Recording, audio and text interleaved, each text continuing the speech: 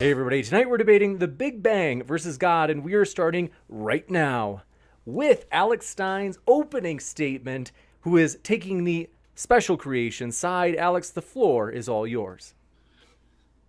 Okay, well now I'm all sad because I don't have the cool modern day debate music and all this stuff. So I guess people were complaining about it. So now my whole aura is thrown off. And then even though I'm starting, this is my intro. I have to come here and I have to debate against TJump. Now, listen, it's hard enough to debate TJump. He's won debates, he's lost debates. But debating, listen, the chair is undefeated. I'm going to be honest. And then when I look at TJump and I see he has no sleeves on, now I have very little chance to win this debate. Am I going to win? Yes, of course. I never lose debates. I'm just saying I'm fighting an uphill battle because you have performance enhancing clothing on TJump. And then you also have the capability of putting on the hood and becoming discreet. This is going to be an uphill battle. But just like the creation was an uphill battle, but that doesn't mean that it wasn't created. Because when you look at a house and I ask you, TJump, who built that house?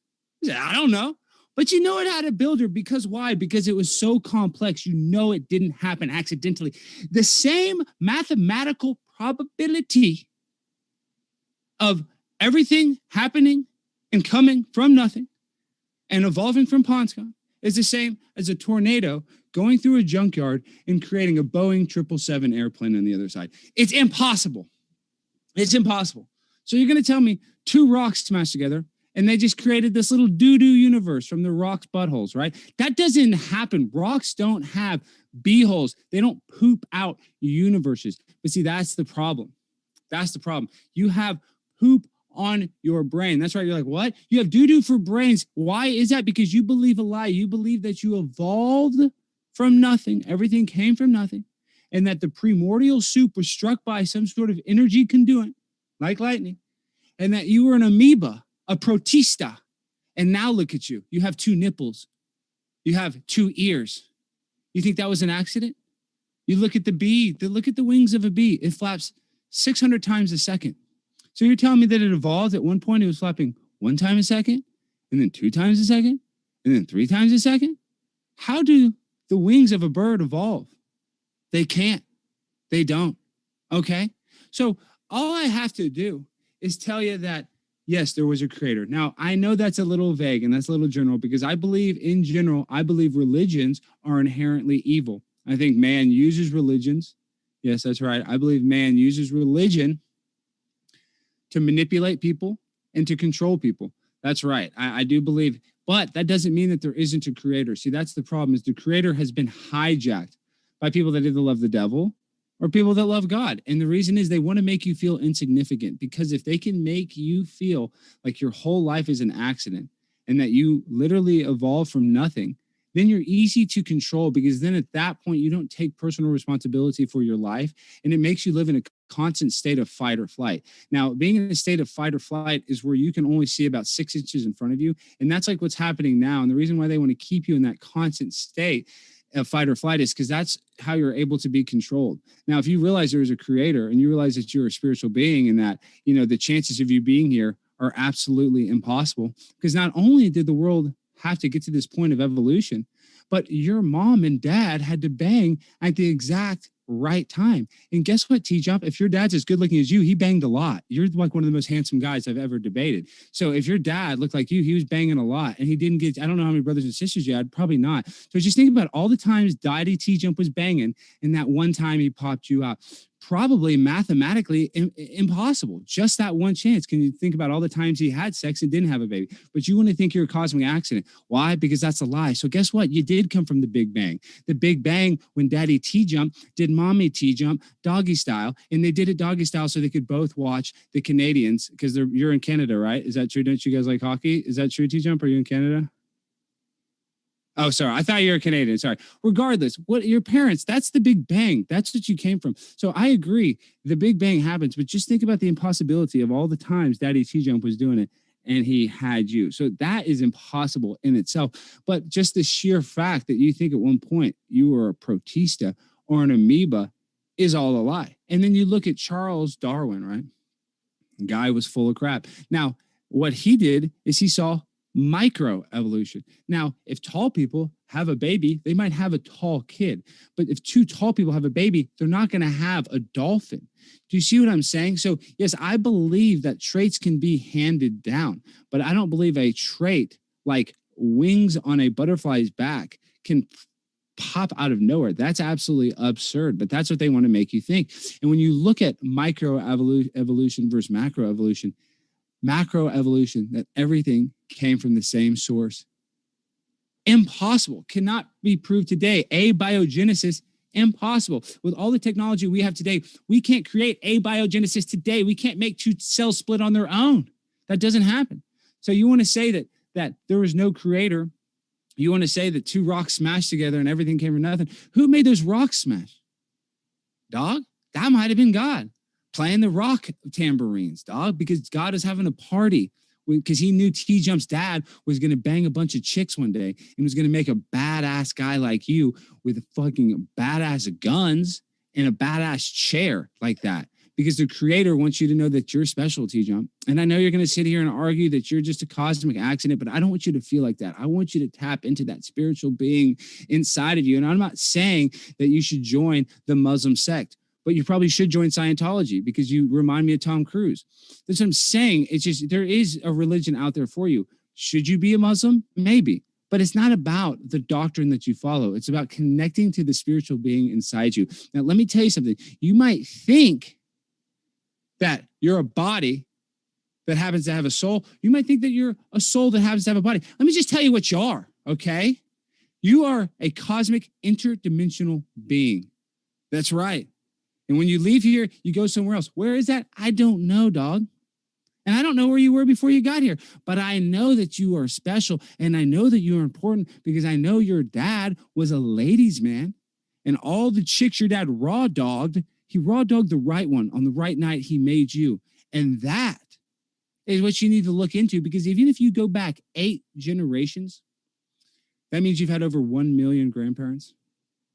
Think about that. So all those 1 million grandparents had to have sex at an exact time for you to be here. Yes, that's right. That's true. If you go back 8 generations, you've had 1 million grandparents. You can fact check that, everybody. So just think about the improbability of getting here.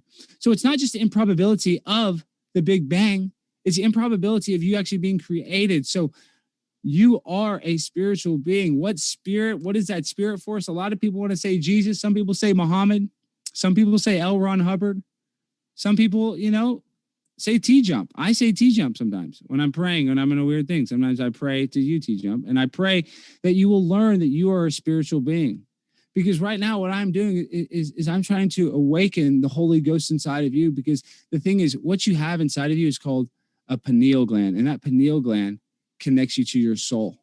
And so what happens is modern food and medicine, yes, listen, it calcifies your pineal gland and it makes it you incapable of connecting to the spiritual being inside you. I know that sounds crazy. So TJump, what I'm saying is you need to try to make an effort to find that spiritual being because once you realize that you are not a cosmic accident, then you can take ownership of your life and then you can tap into your potential. But until then, until you start realizing that your whole life is not an accident, you will never achieve your potential because you will take it for granted because the only thing that you don't have unlimited, you can make unlimited money, but you can't make unlimited time. There's people that are billionaires that are jealous of you right now, TJump, because you have more time on earth. So what I'm saying is you need to savor the flavor and realize that your time on earth is special. And it's not an accident. That's right. It's not an accident. And that is what proves the creator. Knowing that and looking at the evidence that we live in such a complicated system that an eyeball, the complicated system of an eyeball cannot be created accidentally over time. Impossible. It's fake news, like your daddy Trump likes to say, and you love Trump. He's your favorite. That's why you don't wear the sleeves because you want the same bravado as Trump. But it's not about you and how much you love Trump. That's not what this debate about is. This debate is about the creator and realizing that you did not evolve from pond scum. And that's the most important thing because, listen, TJump, listen to me when I say this. A system as complicated as we have, and you honestly think everything came from nothing. how can you actually have any joy or happiness knowing, I know this isn't a personal attack, just knowing that your life is meaningless? It's hard. It's hard to be motivated. Yes, it is hard to be motivated to have a meaningful life if you think it's all an accident. But that's what they want you to do, is they want you to feel the way you feel, TJump, because in that way you can go and debate people and you can hide the existence of God. Because if they can hide the existence of God, which the government does, they constantly want to hide the existence of God. Yes, they want to. The reason they want to separate church and state is so that you don't have God. Because if God is not in your life, you are very malleable. You are like clay, and they can control you very easily. And I'm not saying that this God is better than that God. I'm just saying, with inside of you, you are a spiritual being. There is some God inside of you. That's right, because your DNA, your sauce going into a girl makes a baby. There's a little bit of God in that, TJ. But you don't want to feel like God, even though you sit on that throne of a lazy boy. I don't know how you can't feel the Holy Spirit. That's what really shocks me. A man that's smart, that thinks he evolved from pond scum, or that abiogenesis, cells split on their own without any force causing them to do so, which has never been recreated today, would make you go absolutely insane. And I don't want you to go insane. I want you to find that interdimensional soul that you have, that you were so blessed to have, TJump. And I want you to go put on a sweatshirt, because I'm going to lose this debate unless you cover up those guns. That gives you a performance enhancing advantage. And listen, I can do this debate with two hands tied behind my back, because why? Because I have the power of God behind me. And I'm on a mission from God. And I'm Primetime 99 Alex Stein. And I just want you to say that, God will reveal himself to you one day, TJ. I don't know when that will be. But when it does, you will look back at this and you will cringe and you will be embarrassed, because I was the same way. I was like you at one point. I thought this was a cosmic accident. And then I realized they were hiding the creator to make me feel insignificant. And once you feel that and you find that out, dog, you're real. And you didn't evolve from pond scum. And the Big Bang's fake, because rocks can't smash together and create everything, dog. That's just a fact, Jack. That's my time. I think that is a good time to transition. We'll go into TJump's opening statement. Want to let you know, folks, if it's your first time here at Modern Day Debate, we are a neutral channel hosting debates on science, religion, and politics. And we hope you feel welcome no matter what walk of life you are from. And so with that, Tom, the floor is all yours for your opening statement. Well, that was a roller coaster of an introduction. Went from pond scum to everything came from nothing, which no one believes, to the government hides the existence of God. They must have him in a box somewhere in Area 51, very small box. The evolution of the eye, which was literally explained by Darwin in his book when he wrote it. He said evolution is abiogenesis. Those are two different things. The pineal gland, do you even know where that is? Yeah. And you think it has something to do with the soul? Where is it? Where is the pineal gland? It's the inner part of your brain, the amygdala, dude. The amygdala. It's in the amygdala, is it? It's right next to the amygdala in the inner part of your brain. Yes, dude. In No, the it's frontal not. area Nice of your try, brain. though.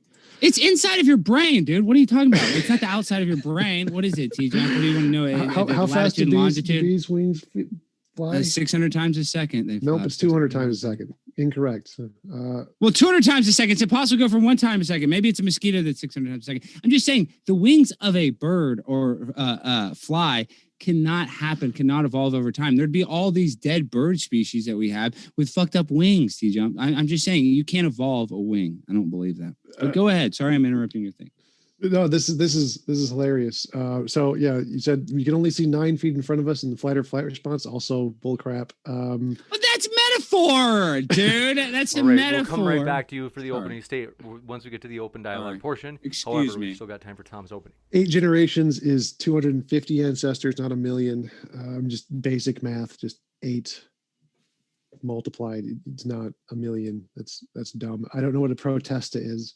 I think you mean the protozome. Protesta is the Spanish word for protest. There was so much stupid there. I don't know what to do with that. I kind of forgot the topic. I think the topic is something about Big Bang versus God, what created the universe. And if you want an explanation of the Big Bang, you need to answer very specific questions like, what is the predicted spatial curvature? What is the amplitude density of the perturbations? How long do the perturbations depend on scale? There are very specific questions in cosmology you have to answer if you want to say what caused the Big Bang. Just saying "my God did it" is not an answer. You have to be able to answer the very specific questions related to physics, like the isocurvature perturbations and what is the temperature of reheating and are there primordial black holes and what constitutes dark matter. These are questions you need to answer if you want to know what created the Big Bang. If you can't answer those, you don't actually have a model of what caused the Big Bang. Models in physics do this really well. To quote Sean Carroll, if we were going to poll cosmologists if God had anything to do with the Big Bang, atheists would win by an overwhelming majority because the God model doesn't make any predictions whatsoever. It's just ad hoc. I can make up an explanation of an event. It's not actually supported by anything. The fine-tuning argument doesn't work because just as the universe is fine-tuned, a God who created the universe would have to be equally as fine-tuned. So who fine-tuned God? If the universe needs a fine-tuner, then so does God. If God doesn't need a fine-tuner, then neither does the universe. And so the probabilities are the exact same. Same with evolution. If it's improbable for humans to evolve in a universe on their own, it's improbable for there to be a God who exists who would create a universe with evolution. So all the probabilities for a God are equally or worse than just random chance producing life. So it doesn't actually solve anything to say God done it, because it just pushes the problem back a step. God doesn't solve any of the problems in any of the fields of cosmology, biology, evolution, physics, geology. Nothing. It's just a made up God done it solution to the unknowns, which isn't a solution at all. And to count as a solution again, you'd have to solve or be able to answer all of those questions that I mentioned earlier. So I'll look forward to Alex giving us answers to those questions if he thinks God created the universe.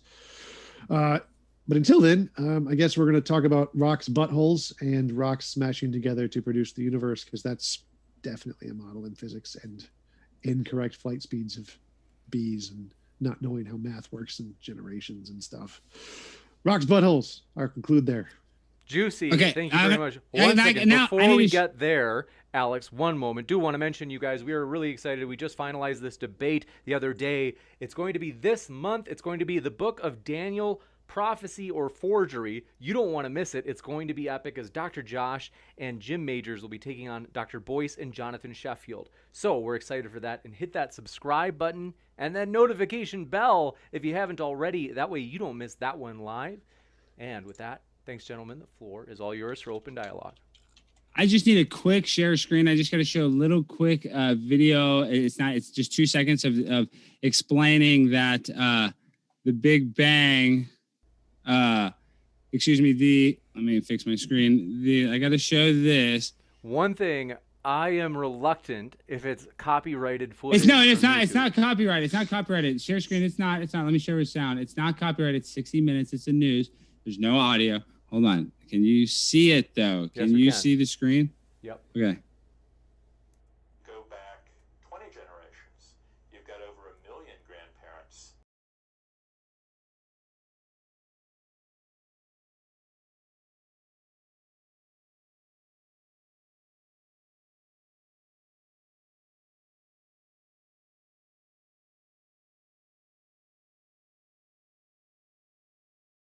You want to correct that one? And Okay, well, let's see the mosquitoes. Okay, I'll correct the mosquitoes. I think it's a mosquito's wing is 600 times. Hold on.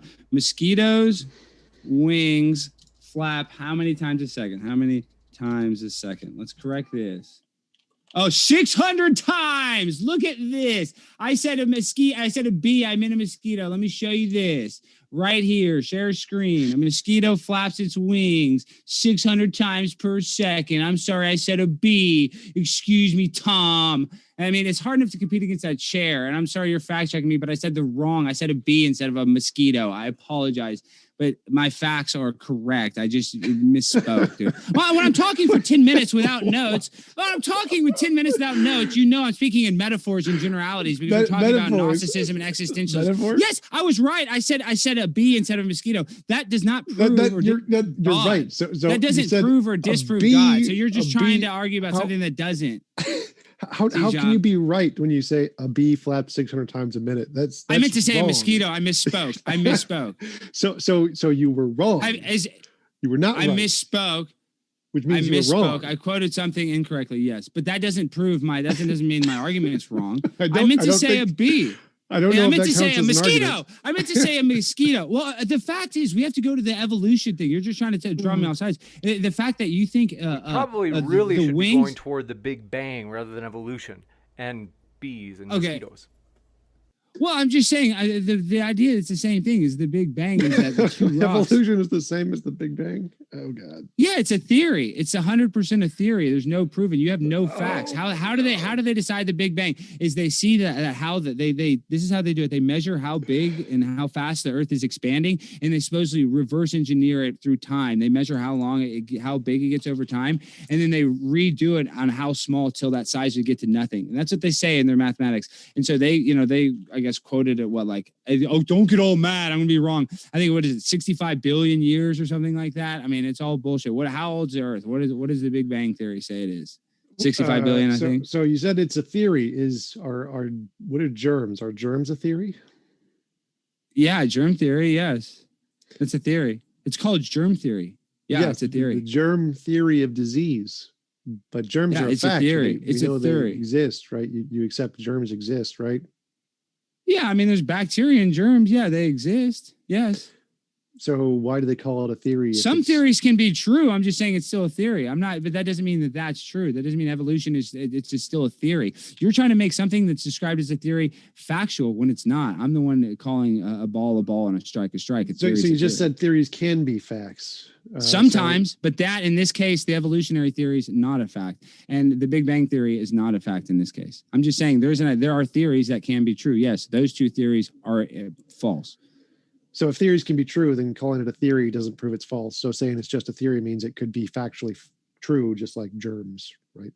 But the idea of a theory is that it's not, provable. It's just the idea. No. It's a theory. Remember, germs are provable, so theories can be provable.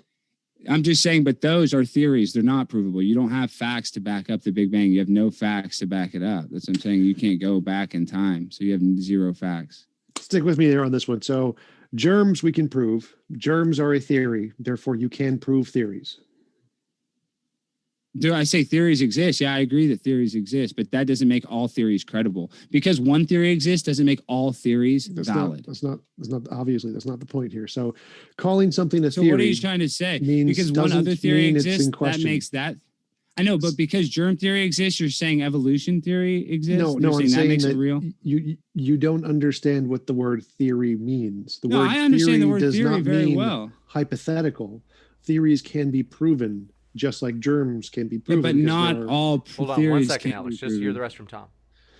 So the only point you're making here is that saying that because it's a theory, it is therefore unproven is wrong. Many theories are proven. So you're confused about the word theory. It doesn't mean unproven. And many theories can't be proven. So that doesn't mean all theories are provable. Do you see what I'm saying? There's many theories that can't be proven. I didn't say all. Here. So I'm saying, but you're trying to err on the side that I'm saying all theories are provable. I'm saying it's 50-50. Yeah, I'm saying because it's a theory, it's not provable. You know what I mean? That doesn't mean some theories. That doesn't mean some theories aren't accurate. I'm saying that doesn't mean that all theories are inaccurate. No, the part I'm objecting to is you define the word theory to mean uncertain. That's not what the word theory means. Okay, well, we'll just have to agree. I mean, I'm sure somewhere in the definition there's an adjective for the word uncertainty. Agree to disagree, and we'll get to the Big Bang.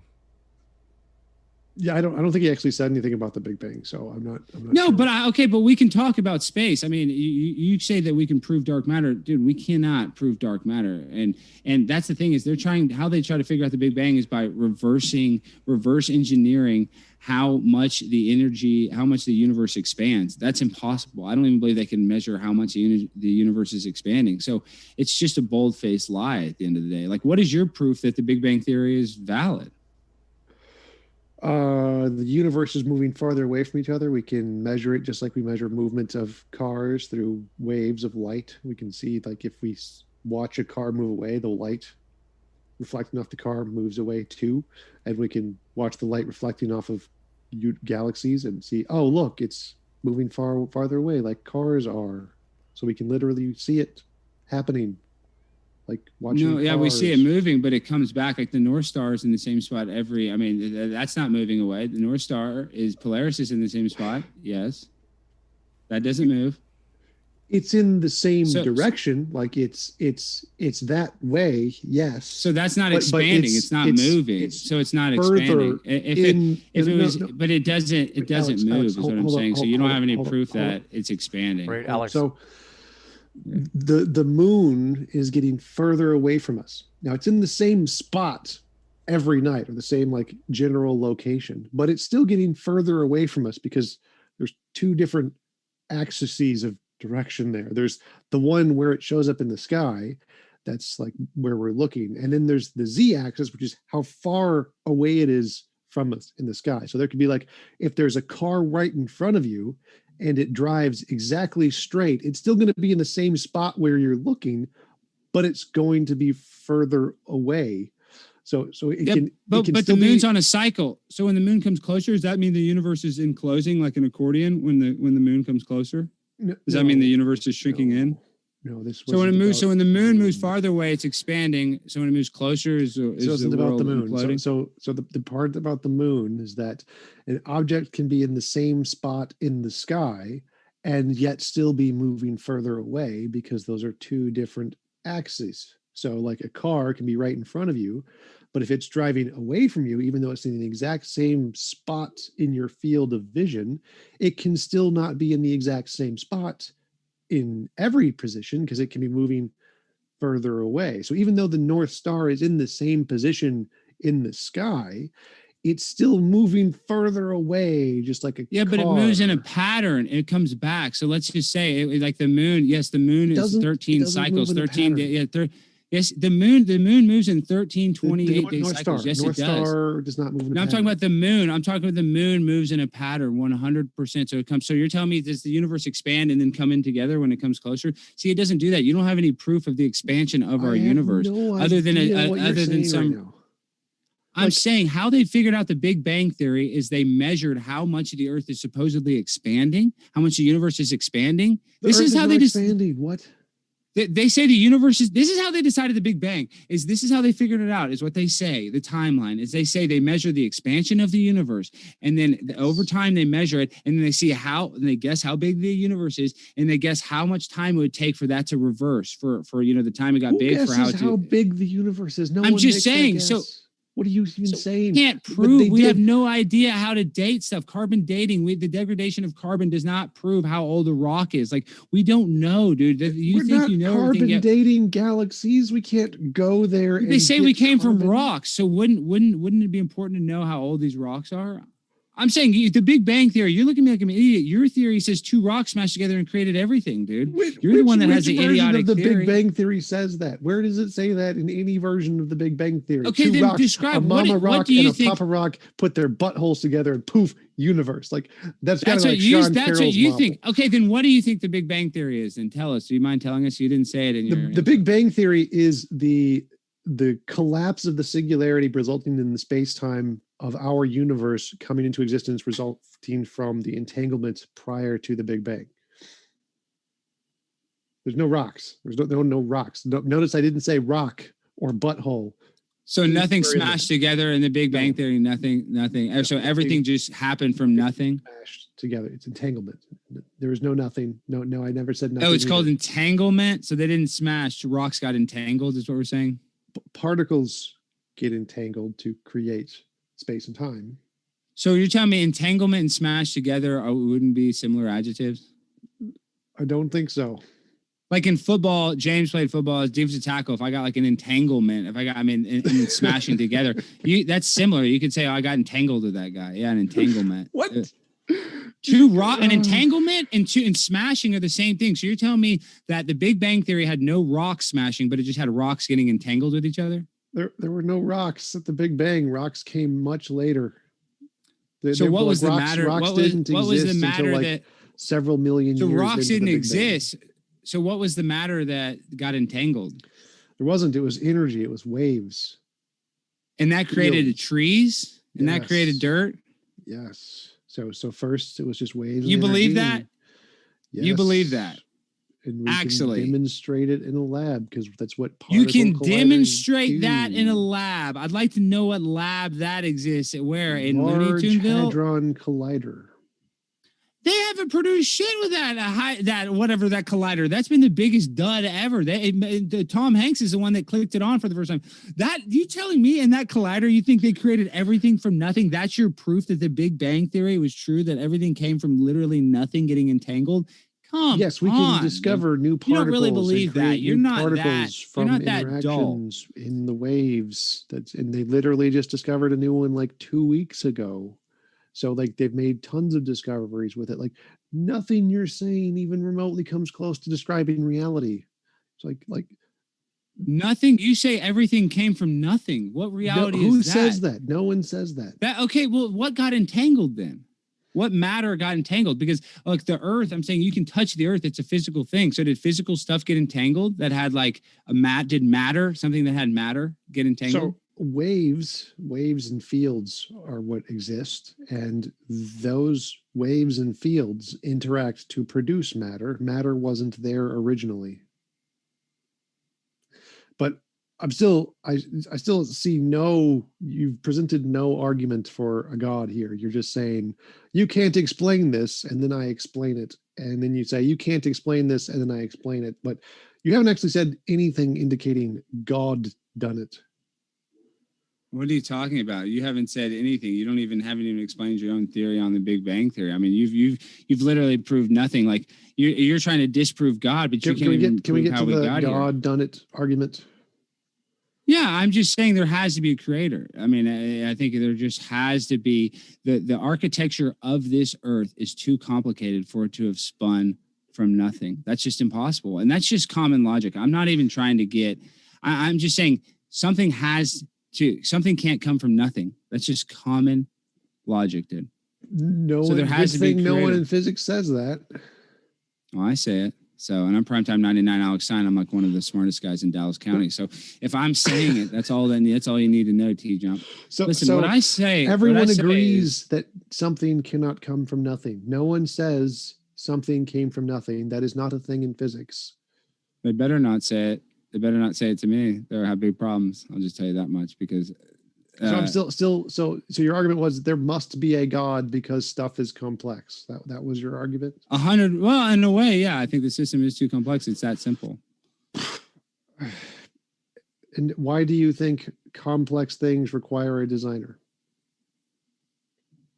Well, because it just can't happen accidentally. It's like, look, how does a tree start? Explain why. Well, I'm saying like the idea that a tree comes from a seed. That is such an intense thing. Photosynthesis, whatever you want to call it, that the sun can create life. That is actually from God. Now, is that God being like, who breathing in it? It's his creation creating. So yes, I just believe that he creates a system that creates things within the system. I know that sounds crazy. And there was a time when I was like you, I was, had a lot of self-doubt. I don't care if it sounds crazy. I need an argument. Can you put it like premise 1, premise 2, conclusion form? Because right now you're just repeating the exact same thing you said at the beginning, which is you think God done premise it. God 1 is necessary. God is necessary to exist because who would have even made the matter smashed together? I mean, who would have even created that? So you're telling me that you just think we were existing, these rocks, this entanglement was just flying through space, through this dark matter. What got that energy in motion? It was always in motion. Like there was always a thing there, which was the natural thing. And it was always the way it was, like changing. It has some nature, just like God has a nature. And so why? So you admit that God is in nature? You lose. Nature is a word to describe the properties that you ascribe to an idea. So unicorns have a nature if they exist. So if you hypothetically think unicorns exist, you think unicorns exist, huh? No, that's not how it works. So you claim that God is necessary. Because who caused the rock's buttholes to smash together? That's yes. That's your argument. Okay. So now imagine there's no God, but there's an eternal, all-powerful universe with no consciousness, and it's always existed. it can cause things, rocks, buttholes to smash together just as well as a God can, right?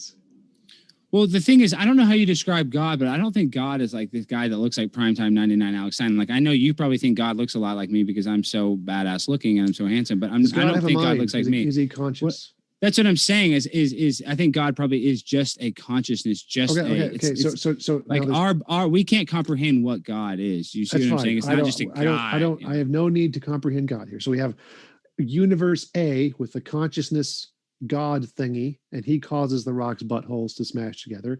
Universe B with a non-conscious natural thingy, and it causes the rocks buttholes to smash together. Why is it necessary to have a God if you can have a universe without a consciousness do the same thing?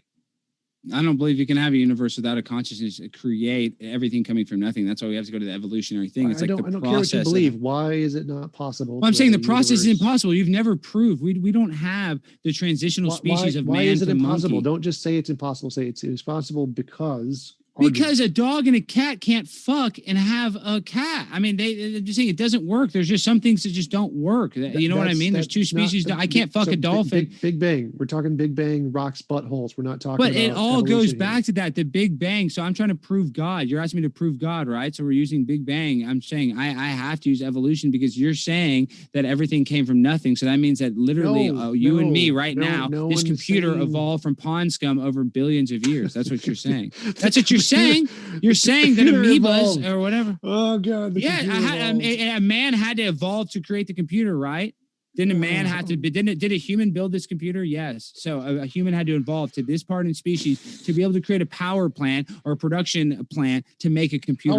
Computers are built in power plants. Is that correct? Is that what you're saying? Whatever, a computer plant. Okay, we can argue semantics. What is a technology plant? What the fuck? It's built by a man. I'm saying technology plant. Do they just farm technology on trees? Is that how it works? I don't know how the fuck an assembly line at a fucking tech monitor company how they make monitors. I'm sorry, TJump. I don't have that badass chair. I don't look at monitors all day, but I know that man created monitors, and I know that man didn't evolve from pond scum, but you we did. So that means vice versa. Ipso facto, the monitor came from man, so it came from the evolution of pond scum. What does ipso facto mean? It means fuck you, TJump. That's what it means.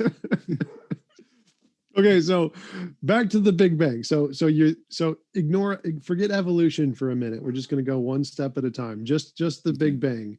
So you have one universe with the conscious being who created the Big Bang, and one universe that's just an eternal, all-powerful nature, and it could create the Big Bang too. So we're not at no evolution yet, just only particles and planets, no life. So it's possible to have a non-God create a universe, right, without evolution. No, not with the organization. It's too complicated now. Why? What organization problems are there? Every single problem, dude. How you just look at the complexity of man, dude. We are two complex beings. So forget no. We don't have a evolution. transitional species. No I'm just evolution. saying, there's no way I was once a monkey. Alex, we're no evolution yet. We're just talking about planets and rocks and matter. All of that could be created without a God, couldn't it? No, I don't think all that stuff can happen without a God. Why not? What is it about the rocks that can't be created without a God? Because somebody has to put it in motion. So whether God creates, whether we're living in some sort of like simulation or he creates a reality we live in for his entertainment, I believe is what I think. I know that sounds crazy, but I just don't think that. Listen, like I said, it's a theory, the evolutionary theory. Now you can say, because one theory. We're not. I know, but I'm saying it's a theory because it's improvable because the facts don't back it up. So that's mine because that is so absurd. Well, this is my argument. I'm saying because of what the story they tell us is so absurd that everything came from nothing, that I evolved from pond scum is a proof for God because it shows you. Yes, this is why, because they're hiding God. They want to hide the existence of God. So the effort that they're putting in to hide God proves that he's real. Yeah, they're hiding God in rocks' buttholes. But let's go back to the Big Bang. I never said that. You said that. I didn't say that. Yep, you got it first from me. NASA is hiding God in rocks' buttholes. I didn't say that. I didn't say NASA's hiding God in rocks' buttholes. But let's remember this. Said that.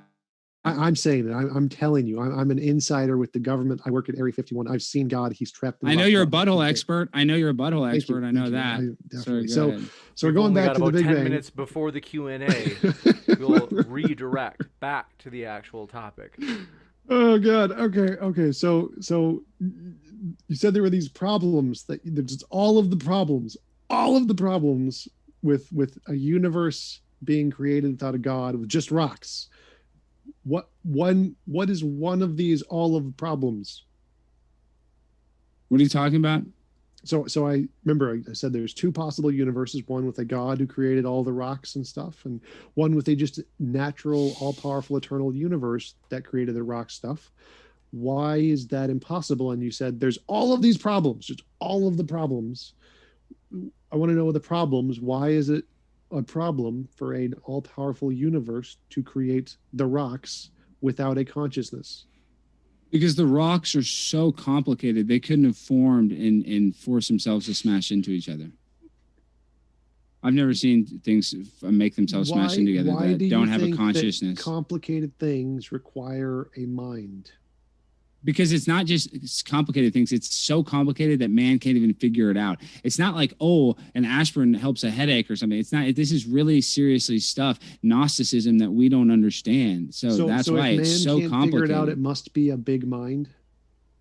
It's probably, yes, I believe if we can't figure it out, it's probably some creator or being that's smarter than us. So back 2,000 years ago when we couldn't figure out lightning, it must have been Zeus. What do you mean we couldn't figure out lightning? We couldn't figure out lightning? I've never heard that story. That's probably fake news. What do you mean we didn't figure? I mean, how do we even know what lightning is today? They say lightning comes up from the ground. I mean, we're talking about lightning. Lightning. You're the one that likes lightning. That hit the primordial soup that started the abiogenesis, right? You're always talking about lightning. Isn't that what you say? So history is this field where we study the past, and there's this guy named Thomas Edison who created a kite, and he tied up a metal rod to it, and it got that lightning had energy. I'm just saying, but you're saying 2,000 years ago we didn't figure out lightning had energy. I mean, what are you saying? I mean, what are you saying? We didn't know what lightning was. We couldn't know how it was caused, what created it. And you're saying that if humans don't know, can't figure it out, therefore it must be a big mind, Daddy. Then 2,000 years ago, when we couldn't figure out lightning, using your same logic, it's reasonable to conclude lightning was created by the Zeus sky daddy. Maybe Zeus could create. Yeah, I mean that a lot of Greek mythology, they thought that there was multiple gods. That's what they thought. I'm not saying that they're insane. I mean, I think they're not off the mark. That there could be multiple gods. I don't know.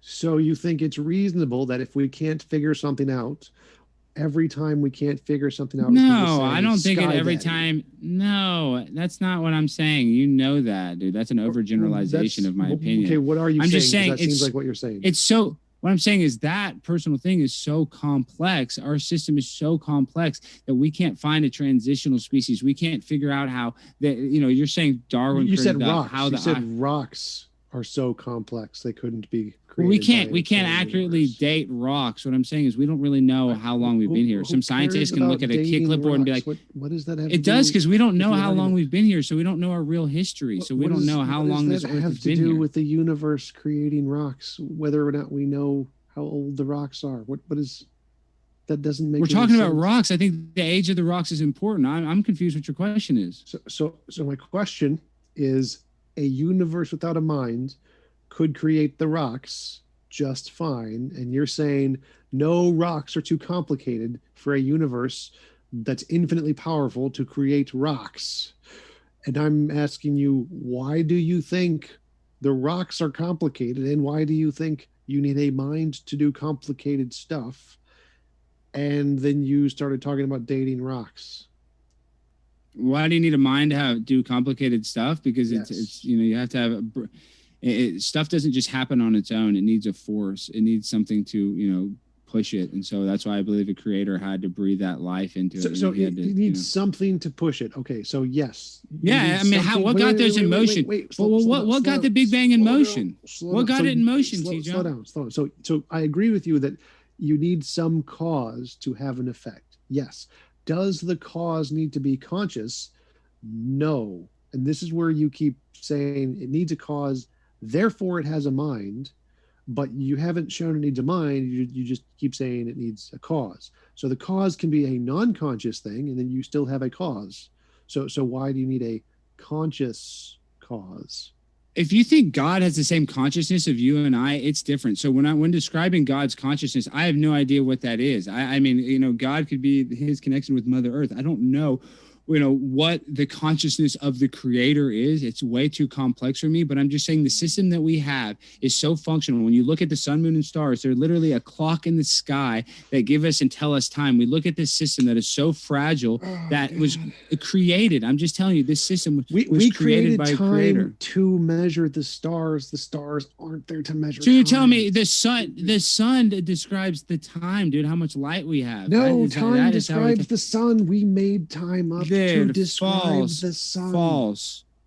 False, dude. False. We use that as a clock. That's how farmers grow stuff. That's how we've always used the sun as a clock. Yeah, the sun, moon, and stars are a clock in the sky. Still off of the topic. So the argument is that what I'm saying is the sun, moon, and stars being such a complicated system that God had to create it. Like, I don't think two rocks smashed together and then the sun and the moon and the stars perfectly aligned together. That's impossible. That this system, everything came from nothing. That's what I'm saying. Everything didn't come from nothing. We have way too complex of a system. The system I'm using right now didn't evolve from pond scum, dude. I'm using a computer that was created by man, that was created by a creator. Just like this monitor was created by somebody, I was created by somebody. You were created by somebody. So we're still waiting for an answer to this question. Like, it seems like the cause could be a conscious thing with I don't know what kind of consciousness God has. I don't care.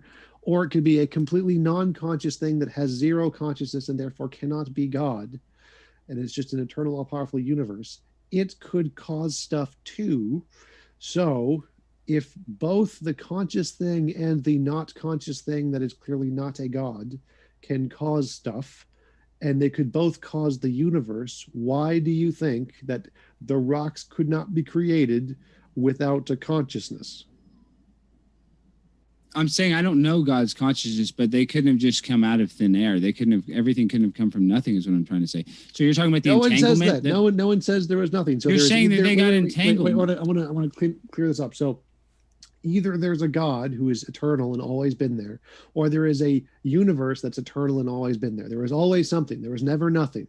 There's always something there. It was a natural, non-conscious something, or a supernatural God-conscious something, and that something produced more somethings of the universe, the rocks. So if both of the God something or the natural, non-conscious something can both produce rocks, why do you need the consciousness? So they both came from something. There was no nothing. I don't think the non-conscious thing can produce rocks. I don't think that's the case. Because I don't think everything can come from nothing. I think there has to be some sort of. That's what you said, dude. You said non-conscious thing that isn't nothing. Because if there is a non-conscious I think things thing had to get in there, motion by somebody. I think things had to get in motion by somebody to push it. I just think cause and effect. So that's what I'm saying. So I'm happy with cause and effect, but the cause doesn't need to be a conscious cause. It can be an unconscious or non. I believe it to be. We just have to agree to disagree. I believe it was a conscious. Yes, cause. I understand. You believe it was a non-conscious I want to see cause. why. The question I keep asking because I believe the system that we live is so complicated. I believe the sun, moon, and stars, they're a sky clock, and the fact that we are graced with life is such a special thing. Like, I realize that when like you said, I can't prove God, but I know that I have a connection with God, that I have faith in God. So that's all the proof I need, and it's not my job. Like I said, I know this is a debate. I can't just tell you how I feel. Like, it doesn't compute that way, but I can just tell you. Well, that's what you're doing. You don't make any arguments. You just keep telling me how you feel. So I mean, I keep because I'm saying you're saying everything came from nothing. So I don't agree with you that a non-conscious mind can create everything. Literally not. I'm saying a non-conscious mind cannot create everything. Is what I'm trying to say. Yes, but you haven't explained why. That's the problem. You keep saying, well, stuff in the universe is complex. why do you think complexity requires a mind? You keep saying so. It's because it's not just complexity; it's the severity of the complexity. The amount of complexity is still complexity. The word complexity encompasses all amounts of complexity. So why? It's not just complex like playing a video game on hard level. It's a little more intense than that, and we don't have all the amount answers. of complexity doesn't change the word complexity. Yes, it does. So you're telling me knee surgery is the same as brain surgery? No. Are those the same thing? One's more complex than the other. The word. There's levels of complexity. Is brain surgery and knee surgery, are they both complex? Are they both complex surgeries? I'm just asking you this. Is knee surgery and brain surgery complex surgery? Yes. Oh, is one more complex than the other? Yes. There you go. Okay. Okay. So does the word complexity apply to both of them? Yes. Oh my God. So when I say, why do you think there's levels of complexity, which you agree to? So the levels of complexity, it's so complex. The sun, moon, and stars being a clock in the sky is so complex that it can't just be an accident, a cosmic accident, is my argument. There you go. Yeah, but why? Why do you think that something so improbable requires a mind and couldn't come about by determined forces? Like you keep on saying why, because that's just how the universe works. It has to be cause and effect. So there had to be something to cause it. That's what I'm saying. There needs to be a cause. You haven't said it needs to be conscious. So there is a complex thing that exists. I believe there has to be a conscious cause because it created such a complex system that it couldn't have been created accidentally. Okay, so why couldn't a complex system be created accidentally? What is the problem with that? Because we have no proof of it. We can't prove abiogenesis in a lab. We can't make two cells split on their own. Can you prove today. God in a lab? I can feel God in my heart. Can you prove God in a lab? Yes. I'll tell you how. You can take DNA. You can take DNA from my dick and put it on an egg. I'll tell you how. You can take my DNA, you can put it on an egg and create life. Can you do that, TJump? Can you do that? Hey, I'm real quick. Can you take my DNA and put it on an egg? How does that prove God? Well, that's it. That's you being in control. Are you creating life? Like I'm just saying that, So God is real. That's my proof that it? In a way you have some God in you. Yes. Yeah, you're part of this creation. So go ahead and prove God in the lab for me. I'll be waiting for the results. Oh, it is when in vitro fertilization is how. That's God. Us playing God. Proves God somehow. Yeah, because we can play with His creation a little bit. Yeah. Look at the trees. The trees are a perfect example of God. I mean, just look how complex they are. I'm ready to go to Q&A. I can just... We are going into Q&A, folks. Want to say thanks for your question. Thanks for your super chat that just came in. Timothy Foster, by the way. And want to let you know, though, folks, we are excited. I don't know if you know this. We're on podcasts. Yeah, these podcast apps, for example, right there, Stitcher, Apple, etc. Want to let you know, stoked. We just dropped our latest Matt Dillahunty debate on the podcast for Modern Day Debate today. And so, oh yeah, if you haven't found us on your favorite podcast app yet, do so. You won't regret it. So also want to let you know, if you're listening via podcast or via YouTube, our guests, TJump and Alex Stein, are linked in the description for both. Hey, somebody said you put the wrong link for me in the description, TJump. I will update that. James, sorry. Yeah, I linked it to Pornhub.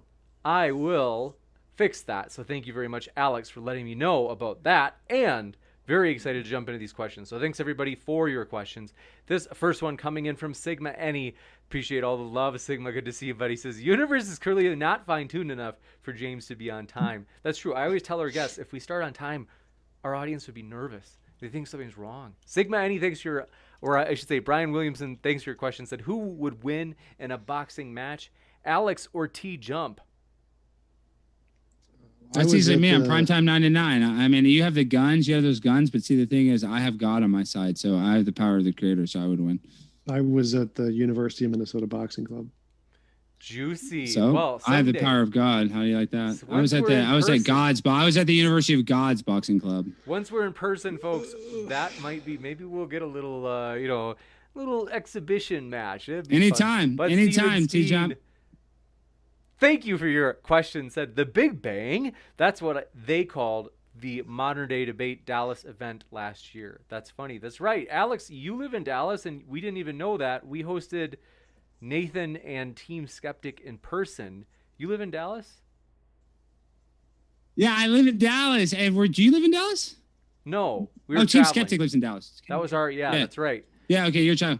Maybe I should have gone. I watched that debate. It was at some bar, or in a tattoo parlor or something. I was like, I don't. Yes, humble. I should have beginnings. gone. I watched But it. next up, but I was Sebastian. Sorry to cut you off. Sebastian, thanks for your question. Says, I think it's my mission to advocate for presuppositional, literalist apologetics of the ancient Egyptian Book of the Dead to annoy Christian presups.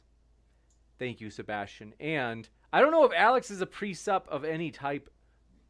I don't think Alex knows it. All right, next up. I think that word has too No. many syllables for Alex. Experiments. in It doesn't have prebiotics. enough syllables for me. I'm primetime 99. It doesn't have enough syllables, TJump. That's the problem. You don't understand me, dude. All And right. listen, Prime it was an time. uphill Here we go to battle the next fighting one. that chair, Experiments but I in still won prebiotic- easily. Experiments in prebiotic chemistry. Thanks for your question. It says, get 10 people in a room, ask them their birthday. The odds that those 10 people would have those 10 birthdays is 1 in 42 trillion. But there they are. The odds they would have some birthday is 100%. I think that's for you, Alex. Yeah, that's still, I mean, there's still better odds in the creation of the universe, so you lose. Next up, this one coming in from, do appreciate your question, Mike Q922. Good to see you. It says, most Christians and theists accept the Big Bang as part of creation. I only heard few don't. The fact is the universe had a beginning. I think the universe had a beginning. God has pressed play. He hit the play button, dog. Brian Williamson says, TJump is a deep fake. Prove me wrong. Next, maybe. Jay Fergie, thanks for your question, says, Alex, what evidence do you have that substantiates your claim? What evidence would the opposite have to provide to falsify your claim? Go ahead, Alex. We'll let you go with what evidence do you have to substantiate your claim? My dad and mom did each other, and that's how I got here. And so I just believe that it's such a complicated system that that's my claim, is that I'm here living on Earth. If I wasn't alive, then I wouldn't be able to say this. But my life, the breath that I'm breathing, is my proof. Gotcha. And this next question. And you can't prove that I'm not breathing right now. So this next question from them, they said, if TJump wants to jump in, what evidence would the opposition have to provide to falsify Alex's position? Tom Jump, what would it take to falsify Alex's position? A multilinguist who can speak 26 different languages and make it into a coherent argument in the first place. Juicy. And this one coming in from Jay Fergie again, says statement E equals MC squared explains a lot. Alex, I think that's for you. yeah, Einstein married his cousin, and he even said that our perception would be the same if the sun, moon, and stars were rotating around us, or if we were rotating, proving that it's a clock in the sky. So he admitted that it's a sky clock, and it's too complicated of a system, the sun, moon, and stars, for there not to be some sort of person that put that system in order. Married his cousin? Nasty guy. David, thanks for your question. Says First T-Jump, cousin. if everything is expanding from the point of the Big Bang, how is it that there are meteorites and asteroids crashing into planets and moons? Because gravity, smaller objects get whipped around larger objects and then get spun off in the other directions. And so the smaller objects can get thrown into other larger objects. Gotcha. This one coming in from Spicy Road says, science has methods to date rocks. How does Alex date rocks? I'll tell you how I do it. What I do is I piss on the rock, and then whoever asked me that question, I would urinate on them as well for asking me how I date a rock. That's my answer. Gotcha. Next up, thank you, Will Stewart says, so Tom, are you saying that matter is infinite? How do we test that? Is that not a presupposition? No, no one thinks matter is infinite. I actually said that the fields are probably infinite, or they expand everywhere in our universe, but no one's claiming there's infinite stuff there. Gotcha. Spicy Roads says, how does Alex date rocks? They're holding your feet to the fire here, Alex. I don't know how to date a rock. That's what I'm saying. You guys, I don't date.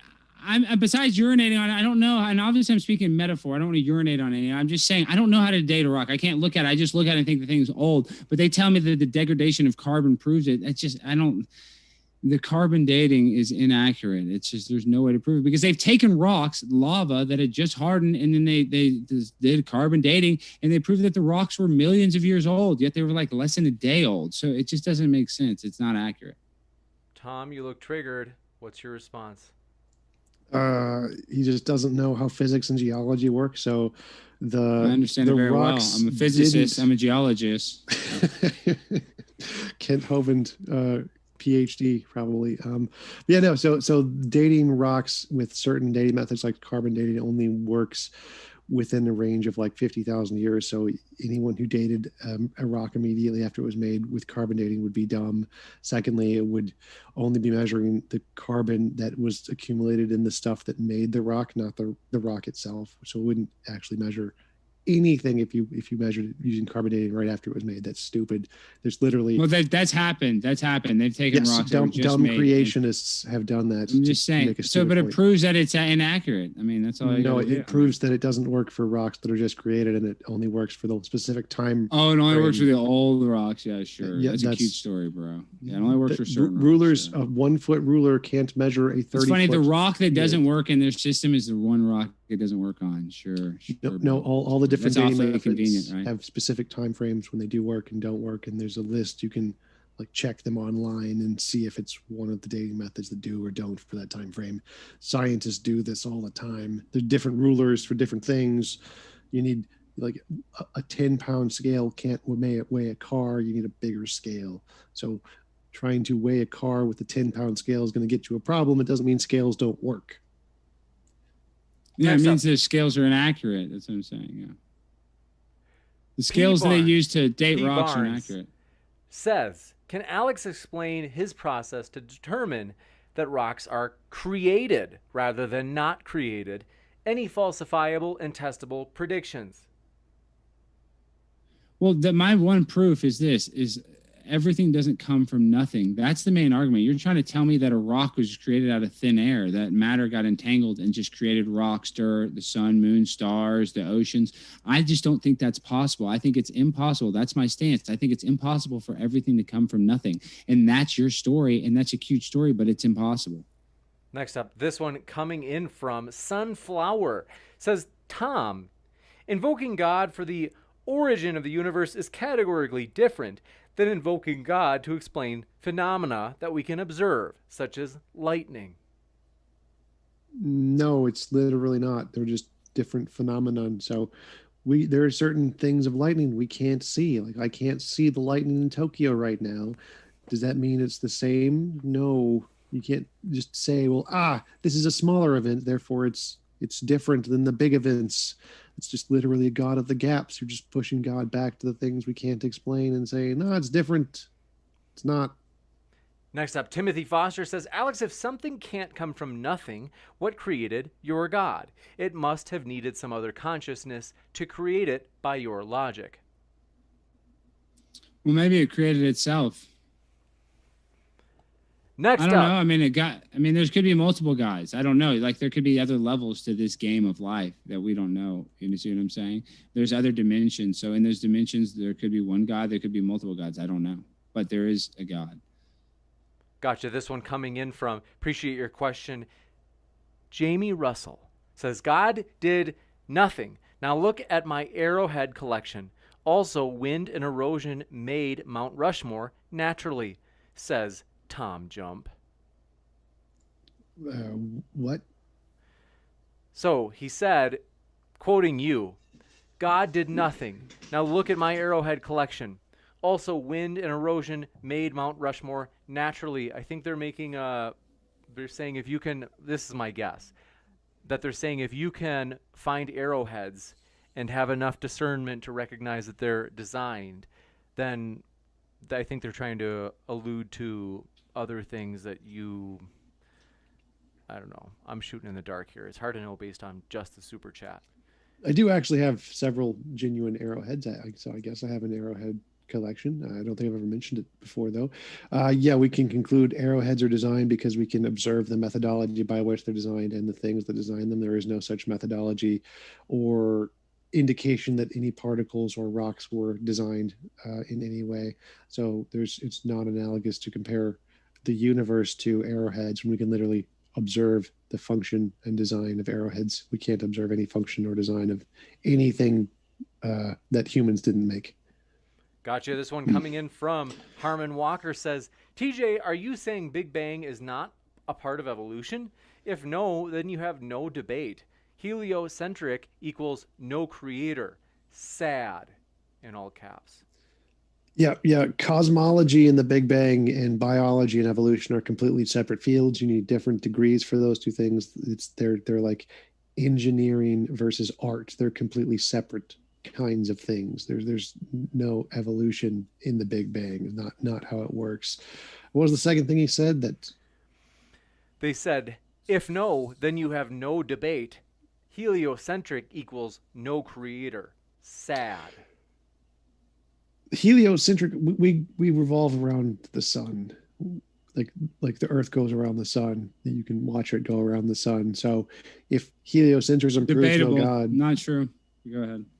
Then there's no God. Go ahead, Tom. I'm sorry. Nope, I'm happy with that. Awesome. Sigma Eni says, Alex, as a geoproctologist, I'll need you to cite your sources. I'd be very interested in following up on the butthole universe hypothesis. And that's what I'm saying.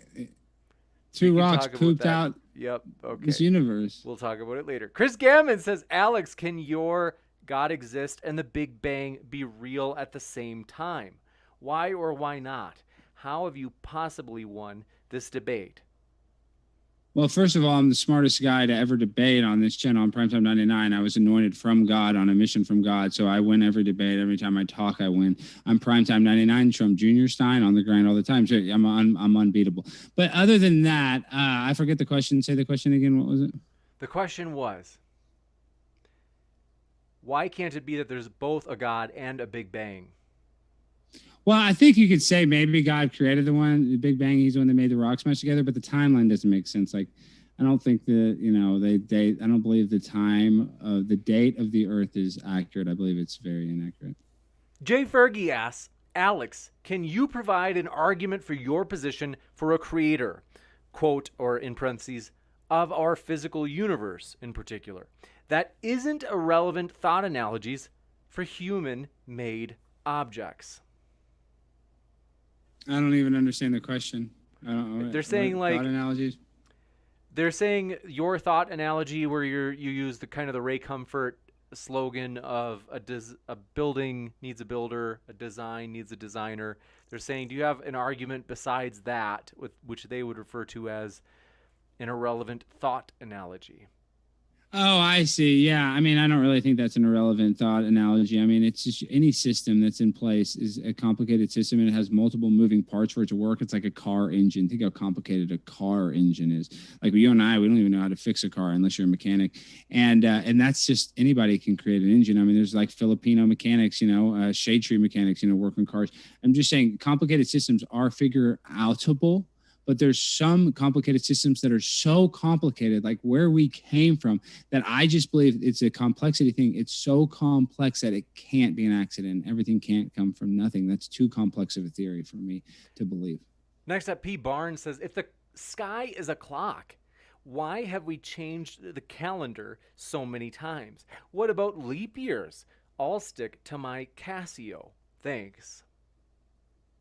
Yeah, every 4 years we have a leap year, but I mean, that just shows you that the time is right. I mean, 24 hours in the day, the sun always comes up. I mean, it's just the same thing. You can literally measure the year with the sun. You can measure the month with the moon. It's 13, 28-day cycles. Like, that's not an accident. If you just think the sun, moon, and stars are this cosmic accident, there's so many things that had to go perfectly in place, not just for the galaxies to align, but just for the physical stuff on this universe to align for you to happen. So it's impossible. It's impossible. Gotcha. This one coming in from Will Stewart. Following up, going after Tom yet again, says, Tom, please correct me if I'm wrong, but you said an eternal, non-conscious something. Is that not infinite? Is that something not matter? No, that wouldn't be matter. It would be a form of energy. So it would be a something that would be infinite as a hypothetical. It's not a theory in physics. That's my hypothetical alternative to show that you don't need God to create a universe. So it's not a theory in physics that actually requires there to be an infinite thing like that. Gotcha. One thing I want to say, I didn't bring up the Fibonacci sequence, but the Fibonacci sequence also is a very complicated sequence that basically proves the creation of God because of the complexity of it and how the recurrence of it in society. So everybody needs to look up the Fibonacci sequence. Juicy. And this one coming in from Matthew Steele says, in the spirit of this debate topic, does anyone want to debate me on Easter rabbits laying eggs versus chickens? Thanks so much. He was a joke, Alex. Next up, Alex Shaw has thanks you for your question. Says, what did God create everything? I think they're saying, Alex, what did God create everything from? Nothing? No, God is the creator. I mean, he's the one that formed it, his breath, I guess. But he's the one, the system was so complicated that he's the one that put the stuff in play. He put the energy that created everything, that is what you see here today. It's not an accident that came from nothing is the point I'm trying to make. Juicy. This one from Franks92. Good to see you again, Franks, as well. Says, Tom, one of these days your face is going to stay crooked like that. It might be tonight. Next up, Mike Q922 says, TJump, Alex, what are your thoughts on the second law of thermodynamics? Universe running down, eventually usable energy will run out to sustain life. Well, I mean, they think energy will run out eventually. I don't know if that's necessarily true. I mean, unless the sun burns out or something, unless like the stars in the sun and the galaxies collapse, I don't think there'll always be energy. They're saying the whole universe is just going to shut off. Something that sounds like that. Beta. Yeah, I don't think the universe is going to shut off. Heat death unless of the you universe, die when you die, because energy is expanding outwards and separating. And that's what they say, but they can't measure the expansion of the universe accurately.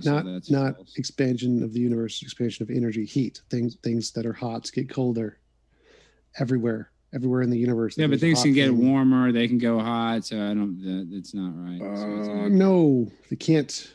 Energy. They say climate change is real. Climate change is fake. So. Second law of thermodynamics is not the same. Isn't that gas goes to available space? Isn't that the second law of thermodynamics? Second law of thermodynamics is entropy. Entropy always increases. Oh yeah, the thing is that's what they say. The Earth is in a constant state of entropy, but I think you could argue that the Earth is actually. I mean, like you say, expanding. Entropy would be it's not expanding. So like, which one is it? Are you saying that the universe is expanding or is the universe collapsing in entropy? Entropy has nothing to do with the size. It has to do with the entropy is like the degradation of the universe. Entropy is, it degrades. The amount of usable energy in the universe is going down. Like the heat on the sun is going down because it's emitting the energy. So the energy that was in the sun is now outside of the sun. What proof do you have that the sun is dimming? You have proof that the sun is changing temperature and getting colder? Yeah, right. I'd like to see that. It's actually getting hotter. But yes, we can measure the temperature of the sun and say it's changing because of the composition in it is changing. See, I've also heard the argument that it's the carbon dioxide causes holes in the ozone layer, and so that the sun is going through there's less stuff blocking the sun. That's why it's getting hotter. So that has nothing to do with the changing temperature of the sun from the story. Yes, you're right. That has nothing to do with the changing temperature. The changing temperature has to do with. So what causes climate change? Either the sun getting hotter or is it from the degradation of our ozone I said nothing about climate change. We can measure the temperature change in the sun of multiple stars that have nothing to do with climate change. We must go to the next question, which is Jay Fergie. We appreciate your question. Says TJump. Is it fair to say there isn't a universal beginning, and the universe goes through a constant cycle of expansion and contraction or collapsing? That's one of the hypotheses, the cyclic universe model, but I don't prefer that one. Like Sean Carroll's model, where there's one past expansion and one past collapse is preferable, I guess. But I don't prefer the cyclic model where there's a bunch of infinite expansions and collapse. But it's more reasonable than a God because at least it's a model in physics and answers some of the questions in physics. Next up, Chris Gammon says, so the Big Bang might have happened? What is the debate topic again? Well, it's God versus the Big Bang. So if you're going to say that the Big Bang happened, I mean, I'm just saying if you want to say that, then God created the Big Bang. I don't think the Big Bang could happen without a creator, is that argument. But that's just an argument that I don't necessarily believe that God created the Big Bang, that we evolved from nothing. I'm just saying, even if you believe that, there had to be a God that made the rocks smash together or get entangled, as TJump says. Next up, Matthew Steele says, Alex, the day is not 24 hours long. It's 23 hours, 56 minutes, and 4.09 seconds. Look it up. Yes, but it's the way the sun, moon, and stars work. It's a clock in the sky. Look at the Big Dipper. It's rotating. I'm just saying it's literally how we tell time. It's how we tell the days. By the rise of the sun and the setting of the sun. I mean, which solar system in the universe would not have a clock? What are you talking about? I'm just saying it's the complexity of the clock that it's so perfect that our systems work with it. That's why it's created by God. I guess so every system you can measure anything and call it, a clock. But I'm saying our clock is so perfect. The way that it vibes with us is that it's so complex that a creator had to create the sky clock. So if we lived on Alpha Centauri and all of our clocks were based on the 27-hour day, would it be any different? Yeah, it'd be a lot different because our bodies aren't built to be on a 27-hour day, and the way we grow stuff, everything, it would be different, yes. Philosopher Tiger, thanks for your question, says, Alex, are you a beta? Thanks for the fun debate. I'm Primetime 99. I mean, I don't have that cool freaking sleeveless shirt and that badass chair like TJump and that cool Arrowhead collection. I don't have that. I didn't know somebody could be that cool, have an Arrowhead collection and a chair like that. I didn't know that was legal in the United States, but wow, you learn something new every debate. Gotcha. Sebastian says, please ask TJump if you would debate Mr. Batman on the historicity of the flood of Noah. Sure, sign up, James. Get us Batman back. Juicy. I will be in touch with Mr. Batman.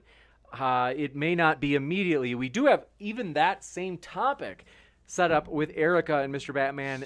It's, you could say, indefinitely dated. So we are not sure when that debate's going to happen, though they've agreed to it, but it might be further out. But we will work to make that happen. We are also excited, folks. Will Stewart, thanks for your last-minute question, said, Tom, how exactly did energy turn into all of the known elements of the universe? If the elements already existed, would they not be infinite then?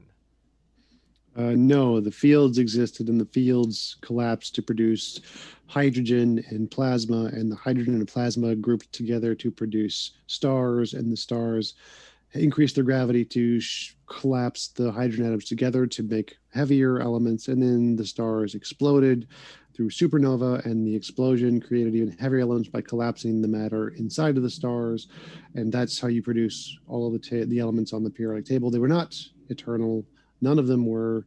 They were all produced by gravity and stars collapsing. That's how the matter and the elements were produced. As Carl Sagan put it, we are made of star stuff. Interesting. And want to let you know, folks, we are excited as a very special guest on Modern Day Debate is coming back next week.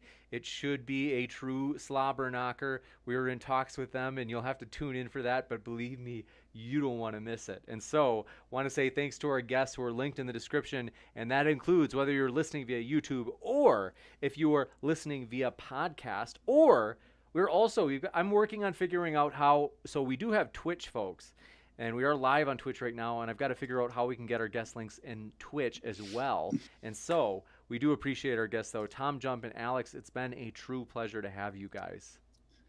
It's been a pleasure. I'll never be as cool as TJump. I'll never have an Arrowhead collection. I'll never be, cosmic stardust like you. I'll always believe in the creator. But TJump, I'd love to debate you anytime. It's always fun. I know it's hard with that chair. It gives you a big advantage and those guns.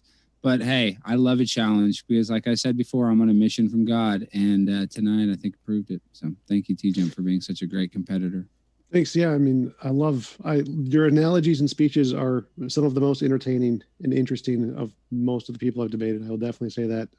Rock's buttholes are hilarious. The most creative analogies I've ever heard. I think that's, even though I think what you're saying is ridiculous, it is very, very creative, and the way you say it is very confident. I forget what the word is, but you're very good with words, and I think I like listening to your introductions. I appreciate that, TJump, and I like debating you. Sorry. Thank you. Very fun, folks. I want to say thanks, everybody, for hanging out with us. I'll be back with a post-credit scene in just a minute to let you know about upcoming debates, as we have a lot of them, you guys. Next week is honestly going to be action-packed, like pretty much almost every day next week we're setting up debates. And so it's going to be epic. But thanks, Jay Fergie, for your last-minute super chat. Said, thank you both. Sorry I sounded harsh, Alex. You always kind of do, but I love you, James. I like a little spanking. A football coach, you played football, and he's a boxer. A good I wasn't coach apologizing. is a little tough. It was the super chatter. oh, shit. Okay, good. I have no apologies. But you need to apologize a little. I'm just kidding. You don't. You were great. It's good for you. It makes you stronger. No, thanks, everybody. As I mentioned, we were excited. We've got a lot of epic debates coming up. This Friday, we're working on a 3-on-3. We love the energy of last Friday's debate, and so we're kind of testing out. We're going to do some new stuff where sometimes we might even have, like I said, maybe like a 3-on-3 type of debate in addition to our singles debates and our tag team debates. So thanks, everybody, though. We do appreciate you. And so we will be right back with that post-credit scene. Keep sifting out the reasonable from the unreasonable. And thanks again to our guests. Peace.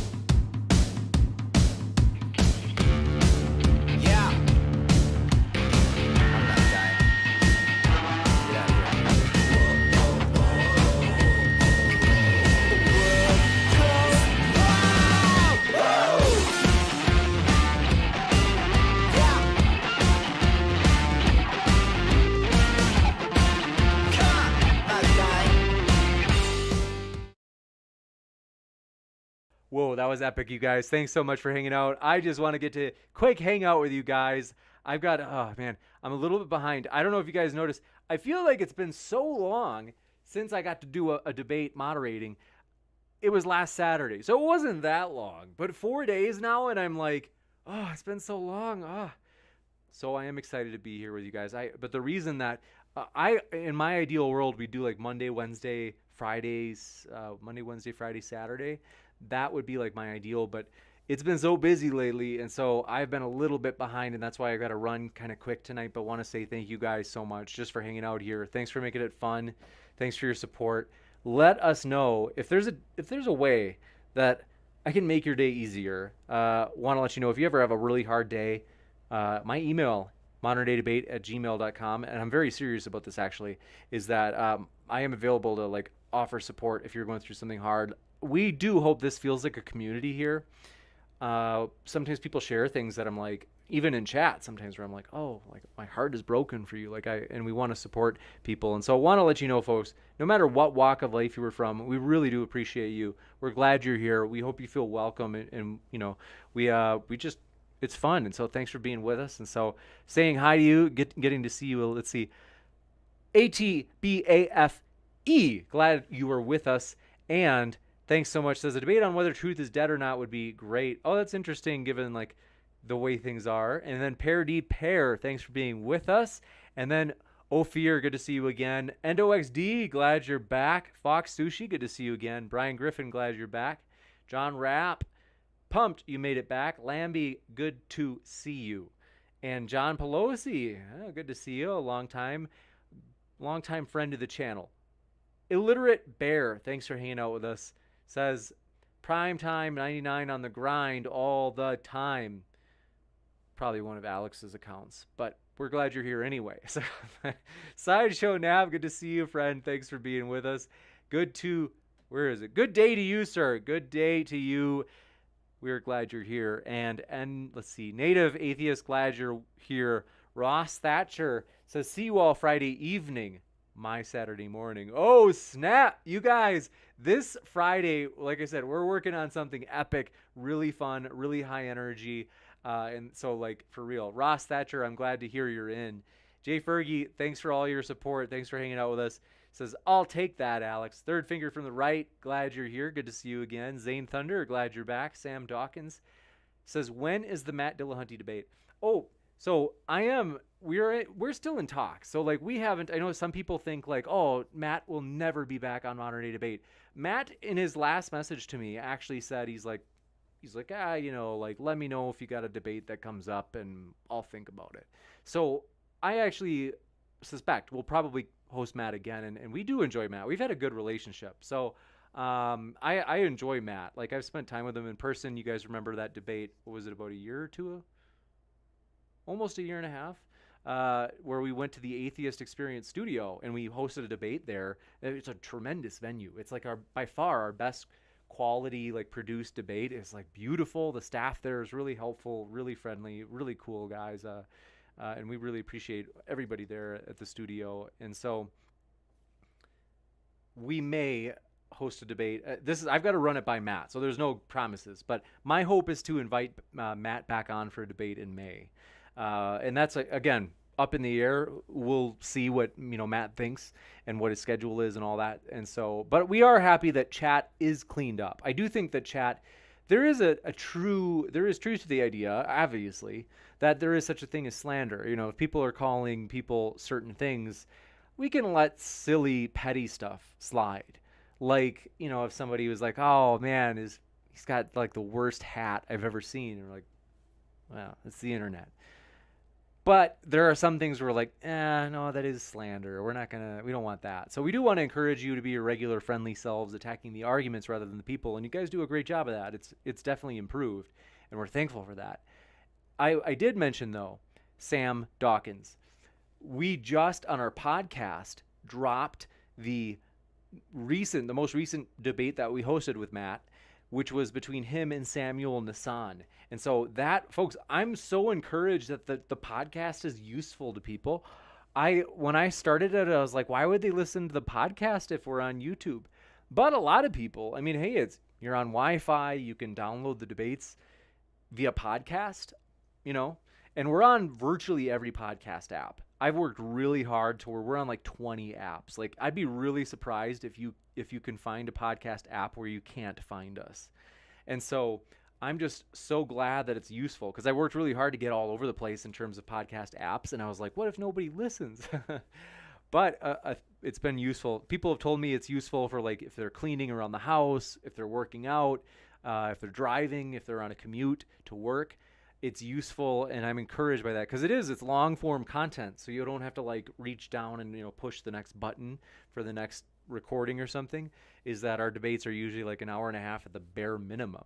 So super excited though is that check out the podcast if you haven't yet. And so and feel free if you're like, oh man, I already listen to it all the time and I love it. Hey, give us a rating. That helps, and we appreciate that support. It's just a little kind of grassroots effort, and so we appreciate that support, you guys, seriously. Riley the loser says, hi James. Hi Riley, we're glad you're back. The triangulator, thank you so much for being with us. And Human Girl, good to see you, says that was epic, James. So glad you enjoyed it. And Philosopher Tiger, pumped you're here. Frosty, thanks so much for hanging out with us. Jamie Russell says, I have to say, those two, even if it is a salad fire, entertaining? Yes. It is admittedly entertaining. And Brian Griffin said, what's the story behind World Goes Wild being the theme for Modern Day Debate? Nothing simple. I mean, nothing complex. I just liked the song, and I loved it. And I was like, hey, that's a great song. And so I bought like the rights to use it. And I can't even remember what website I did it, but I could look it up if you wanted it. Thanks for putting my email in the chat, Tuss. And yeah, I do want to be there for you, like friends, no matter what your worldview is, no matter what walk of life you're from. Like, feel free to say hi. Like, I just love, I do appreciate hearing from people. I've got to be honest. My spring break starts this Friday, and my goal is to spend substantial time this spring break to catch up with emails. If you've ever emailed me and not gotten a response, I'm genuinely sorry. because that's something I always wanted to keep a promise of being in touch via email. And I haven't. I've gotten behind. It's hard, you guys. The emails have increased, obviously, as we've grown, and that's cool. And so I regrettably, I am a little behind on emails, and I'm sorry if you're waiting on one. And so, thanks for your patience. And Brian Griffin says, oh, that's right. But Tuss, good to see you. Oh, man, the Twitch chat. So sorry, gang. But I'm so glad to see you, and sorry I'm so slow. Pay Schuler, thanks so much. And that's right, it's Wednesday, so Matt is live right now. And so we hope Matt's doing well.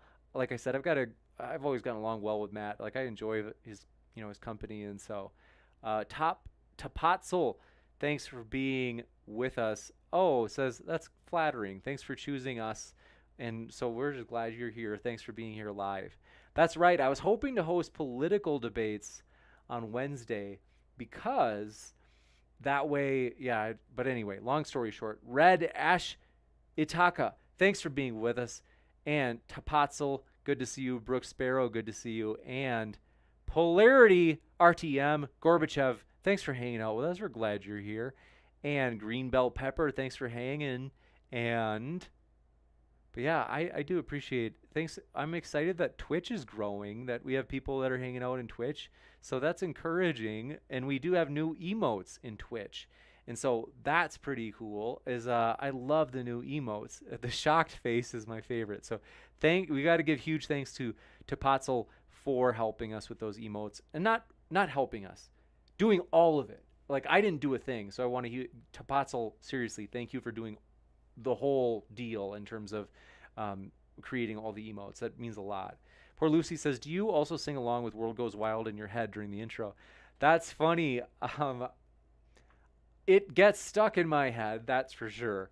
But let's see. Greenbelt Pepper says, do you think unicorns are real? I am doubtful. I don't know what I don't exactly know what everyone means by a unicorn. I assume it's like the conventional like horse with a horn coming out of its head. But thank you for your super chat support from Spider the Ateo. Thanks so much. Appreciate it. Seriously. And so Sigma, any good to see you, says, I was going to blast more super chats, but I just wanted to end TJump suffering quickly and hopefully preserve his remaining. Let's see. We love Tom. We do. And Sarah Jenkins says, Cat is trying to shut this lunatic up. Like Cat, the person, or like the cat? I'm confused. But, oh, you mean like when the cat went on screen with Alex when he was talking in his opening? But Illiterate Bear says, good job, James. Your work must be hectic, trying to keep sane in the middle of these. Thanks for your kind words. Appreciate that. Squatch Talk says, hey, James, was late, going to rewatch it. Thanks, Pat, for being with us, man. I loved your participation in the last debate, Pat. You were really even-keeled, kind of the voice of reason, like very, you did a great job. And so thanks so much. It was honestly, it was a pleasure to have you there. Very calming, which is what I think I had mentioned I was hoping for beforehand, and you did it to the best that any human could do it. So, like, seriously, superb. And so thanks for your kind words. Triangulator says, you're always so nice and upbeat. I'm not always nice. Not to the haters, you guys, and we've got a lot of them. So many haters. But you know what? For me, I'm encouraged, you guys, because the one thing that would be discouraging, the one thing that would actually make me feel worse than having haters who sometimes I get emails in terms of, sometimes I get just, they pop up in all sorts of places, is if we were ignored. That'd be worse. I would rather, and I'm not trying to collect haters, but I gotta say, if I had to choose between that and just being ignored where nobody even like knew we existed as Modern Day Debate, I'll take the haters. So it makes me excited that people are passionate and they care about Modern Day Debate. And so even to the haters, we love you so much. You have no idea how much we appreciate you. And so Rufus Cat, thanks for being with us. And then Pat says, so YouTube has never tried to copyright strike you for the song? Nope, they haven't. Nope. So feel free to use it if you want. I would recommend paying for the rights for it. It was like a cheap website. It was like $10. Well, that song I think was $10. Some songs are more popular and they're like $50, and some were like, if they're less popular, they might be like $5. Squatch Talk, let's see. David UP, thanks for being with us. Samuel Lilholm, good to see you. And Mashami M, thanks for being with us. And wow, oh, that's interesting. Jerry Fergie says, this was my first live debate for this channel. Had a good time. I'm so glad. Well, thanks for being here for the first time live. We get to interact with you. And 188, what is it? 1888, I'm telling. Thanks for your super chat. Appreciate that support, friend. And then Robert Page says, thank you. Thank you, Robert, for just being here with us. Thanks for your support. RH, thanks for being with us as well. I'm behind on chat. Thanks for your patience, guys. Let's see. I'm going to try to catch up. If I missed any, forgive me. Thanks for your kind words. ATBAFE says, thank you, James. This place is fun. That means a lot. I'm encouraged by that. Thanks, Matthew Steele, for your kind words. Says, those glasses are sharp. Thank you, Matt. Appreciate that, Matthew. Denkono says, James, if possible, could you feature TIK, who is a WW2 history buff with 380,000 subs, to debate on socialism or F-ism. Him against Vosh would be mind-blowing. Let me write his name down. I'll see if I can get him. That would be fun. Let's see. Appreciate the idea. The biggest thing is, if you guys have seen a person has done debates in the past, I can tell you by far the best predictor that they're going to be willing to come on to Modern Day Debate and debate is if they've done debates already somewhere else, for real. So that's like, for me, a big, I have to be honest, if there's like somebody out there where it's like, oh, I've never even seen them in a debate before, I'm probably not going to ask. I hate to be so closed. It's just that most of them will say no. And the reason they don't have debates out there is usually because they've already been asked, but they said no. But P. Barnes says, please use the term slobberknocker more. Yeah, I love the term slobberknocker. That's my favorite. And we have a lot of slobberknockers coming up. John Pelosi, thank you, my friend. You're very welcome. And then EndoXD says, who's back next Friday? Who's the special guest? Monday. It might be Monday that we might have a very special guest who, it might be the case that they may trigger some people. It's going to be juicy, but we're not going for triggering. Sometimes it happens, but what do you know? But 1888 says, I'm telling, or 188 I'm telling says, what's up, James? Stoked you're here, my friend. And then, yeah, I'm so sorry I'm behind on chat, but I think I've caught up. But yeah, let's see. I'm excited, you guys. Excited about the future. Thanks for your kind words. Fish Frog Dolphin says, I love this channel. Thanks so much for your support. Seriously, that means a lot. That's encouraging for me. And so, oh, this is like, honestly, what was it? How do you pronounce this? Is it zero or an O? It's got to be an O. Let me see here. Zero? There we go. I don't know how you pronounce it. Is it ooh? But I just said in the chat, we're stoked you're here. Thanks to your super chat. Top Hot 2 says, Paischler on Twitch asks what your favorite debate of the year is so far. Green Peppermint, do you think Unicorn the animal is real? Oh, thanks for clarifying that. And thanks for having my back because I'm behind on the Twitch chat. Thanks for your patience, Twitch chat friends. To answer that question, favorite debate of the year so far? Oh, that's a good one. That's interesting. Man, I got to be honest. Last Friday, I know it was crazy, but it was fun. I really did enjoy co-hosting that. More of like the co-pilot to Dylan last Friday, but that was a lot of fun. Like we had a lot of people on Modern Day Debate, loosely speaking, because it was co-hosted. It was also streamed at Dylan's channel.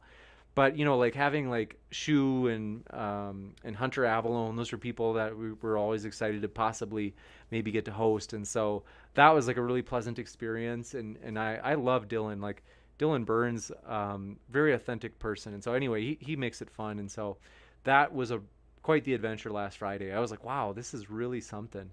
Green Pepper. Oh, that's right. No, I don't think there are any unicorns or AKA any horses with horns that exist. I feel like there's one thing I've learned in philosophy, because I used to study philosophy, is that like I rarely ever say never, like that there are none or zero or something. So I'm like, maybe there, like I feel like somebody's gonna find one. They're gonna be like, aha, it had a mutation, and look at this horn. But anyway, Don Fulman, thanks for your super chat. Says, best opening ever, Alex. Forever grateful. That was certainly interesting. Nobody can deny that. Michael Scruggs, thanks for being with us. General Balzac, good to see you again. And then Sussus Among Us, thanks for being with us. Glad you're here. Thanks for your kind words, Jamie Russell. You're funny. And then Kron Starro, we're glad you're with us. Control Alt Delete.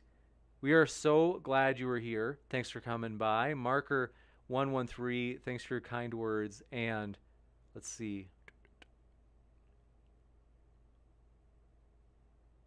Human Girl, good to see you. But yeah, Rufus Cat 2. Whose name? That's quite the name. And Nero, good to see you again. And let's see. But yeah, Spicy Rose, glad you were hanging out here. Thanks for being with us. And Manic Panda's good to see you again. And then I'm scrolling. I'm catching up. Spooky Bed Hair, good to see you. Denkono, thanks for being with us. Says, it is Wednesday, my dudes. That's right, it is. Here it is. And I'm in mountain time, so maybe. But Wretched478 says, hello. Hey, Wretched, we're glad you're here. Thanks for coming by. We're pumped. John Pelosi says, thank you for providing this terrific forum. It's a valuable service that is hopefully beneficial to others as it has been for me. Thanks, John. Seriously, that means a lot. I'm super encouraged you say that. And it means more than you know. And so, Perfect One, good to see you again. And says the song has been living rent-free in his head. And, but yeah, let's see. Bronick, thanks for coming by. Said, I just started watching this debate and already, more about Alex. And then, but yeah, let's see here.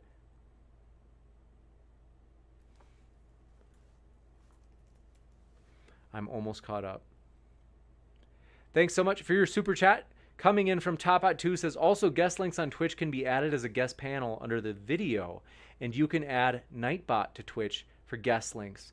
Oh, okay. A panel, that's doable. That's something that I don't think that'd be too hard. So, I think I'll do that. I think that's a good idea. I've got to remember to do that, but I like it. I'll have to make it into a new habit. So as long as there's no reason why I couldn't do it right after we put the links of our guests in the YouTube description box. So I should just tack it onto that little habit, and then we'll be able to share it that way too. Alex Shannon, thanks for your super chat. Seriously means a lot. Thank you guys. You guys are honestly super supportive. So thank you guys. It means more than you know. Alex Shannon said, just sending support your way. Thanks for hosting this platform. That's super encouraging. Thank you. I'm excited about the future, you guys. And I know I say that so much that it probably sounds cliche, but like I really am. I honestly, I got to tell you, I really do believe we've got big things in store for the future in terms of YouTube deserves a high class, you could say neutral platform where YouTubers can debate and where other people can debate, from off YouTube. And that is our goal, is we want to be a neutral channel where we can say, because sometimes we want to treat the debaters well. I used to debate on different channels, and I think some channels do a phenomenal job. They treat the debaters really well, but some channels I had to it was like pulling teeth to get them to put my link in the description. And I was like, can you do me a favor? Could you put my link in the description? And I had to push and shove for that. And they also back then too, a lot of them would be like, well, if you really want, you can post the debate on your channel, but maybe after 3 days of it being up, on YouTube first. And don't get me wrong. I'm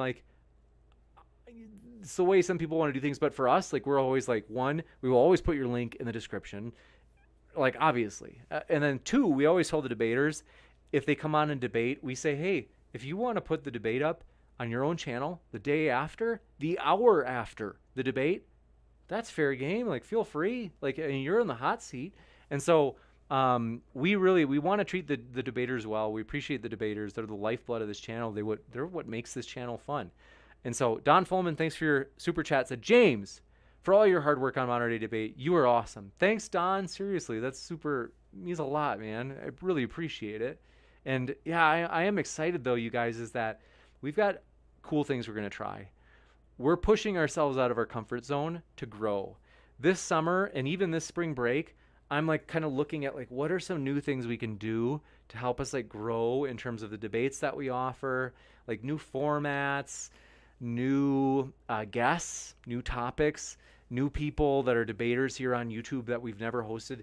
You guys, it's unreal. It's unreal how many people, how many like debaters, like people who love to debate on YouTube are out there and that we haven't even connected with yet. I mean, it's gigantic, you guys, for real. Like, and that's also not to mention all the people who love to debate on Discord that are good, like quality debaters that we haven't had on yet. Like, you guys, modern day debate, I'm telling you guys, I'm determined and I am excited about this channel. Like, I love what we do. I love, for me, the thing that makes it, there's several things that make it meaningful. One, I loved it right off the bat because I love that I got to meet new people, whether it be the debaters or people from chat. And then, you know, people like, we get to talk, we really do like a monthly Patreon thing where we, over Zoom, it's almost like a Knights of the Round Table type of thing where I get like kind of like feedback from, and so it's like the people that I've developed relationships from, like I said, whether it be, even if it is just regularly seeing them in the chat, I love it. And I'm just like, it means so much to me. But the other thing in addition is I love our vision, our goal, where we want a channel that is fully neutral. It gives everyone their fair shot to make their case on a level playing field. That's something that it's like, hey, we all value that. Christian, atheist, conservative, liberal, you name it, folks. Like everything, black, white, gay, straight, you know, no matter who you are, all the different demographics. I can't name all of them, but everybody, I think everybody, the vast majority of their people from their, you know, group or tribe, whatever you want to say, they do value fair debates. And they're like, hey, yeah, we at least want it. Everybody gets a fair shot. And that's something that for me, it's a uniting idea. And for me, it's an exciting idea. And so I'm pumped about the future. So thank you guys. Anyway, Samuel Lilham, let's see. Thanks for being here. And I'm behind on chat again. Sorry, guys. Lamed, good to see you. Says, I missed this debate. Darn. Good to see you again, Lamed. And RH. And let's see. Bronick. And Brooke Chavez says, we love what you do. Thank you for the amazing content. Thanks so much. Oh, amazing. Sigmani, thanks for, it says, as always, thanks, James. Guests, chat, fam, mods. Agreed. Thanks so much. And then Mashami M, good to see you. And let's see here. Adam L. Bilya, thanks for being with us. Seriously. Says, James, raise the awareness about today being Yom HaShoah, which is the Hollow and then Cost Memorial Day. I didn't know it was that Memorial Day, but I trust you, Adam, that you're telling that what you're saying is correct. And so I do want to mention that. I'm going to pin that in the top of the chat. And so, yeah, we do want to say, I have to be completely honest. I don't know what the right thing to say is in this case, given that it's a Memorial Day for such an event in history, a tragic event. Other than that, I am united with you, Adam. And so know that I am in agreement with you, despite not knowing exactly what to say, not having the exact words, but nonetheless in agreement with raising awareness about this day. And so thanks, Adam, for being with us as always. And Brian Williamson, thanks for being with us, says, when do we get modern day debate boxing matches? That's funny. Maybe this summer with Tom and Alex is the first one. That'd be funny. Perfect One says, if we did not love you so much, James, we would at least hate on you a little. Thanks for your kind words. I do like teasing. Don't get me wrong. Like I actually do enjoy teasing, and it's kind of like my love language as well. And so let's see. Lamed says, do a Muhammad hijab or Ali Dawa versus apostate prophet. Man, I've asked Muhammad hijab, but I couldn't get him to do it. He wants to do an in-person one with Matt Dillahunty, of which I'm like, you want me to fly us over to London? Or I know he's in England. And I'm like, well, maybe. I mean, I don't know when Matt is going to be ready to travel again. Like, anyway, yeah, I wouldn't say he's making it difficult, but he's making it a little more difficult. It's only because of COVID, you know, it's hard to travel. Like, and so that's the thing too. And so maybe I'm open to it, but yeah, maybe against apostate prophet, he'd be open to doing it on Zoom. Stripper Liquor says, are these earlier start times now the standard? Yeah, I think so. I like this start time. I think this is better. I prefer it, that's for sure. And so let's see. Sebastian says, could another Arn Raw TJump versus Cliff Stewart debate be arranged someday? I watched her debate like 3 times. Maybe. Last time I checked, it might not be soon. But I'd be happy to debate it or host it. Brian Williamson says, you didn't read my super chat? Oh, man, did I seriously miss it? Sorry about that, Brian. Let me read this. Williamson says, TJump is a deep fake. Prove me wrong. I read that one, man. Oh, wait. Yeah, I read both of yours. I read the other one early. She said, who would win in a boxing match, Alex or TJump? So I did read those 2 at least. If there's another one I missed, I'm sorry. Mr. C, glad you are back. Good to see you. And where is it?